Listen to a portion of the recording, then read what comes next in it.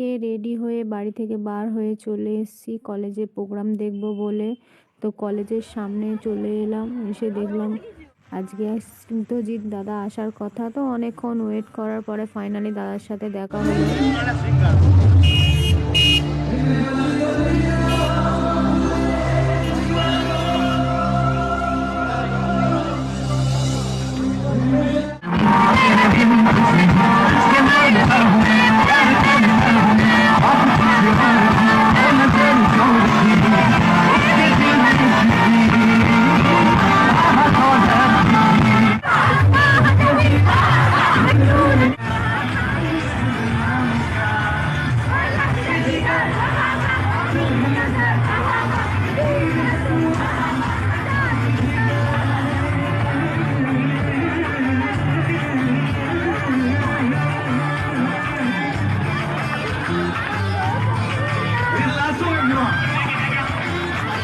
অনেকক্ষণ নাচানাচি করার পরে ফাইনালি প্রোগ্রামটা শেষ হলো। এবার আমরা বাড়ির দিকে যাব।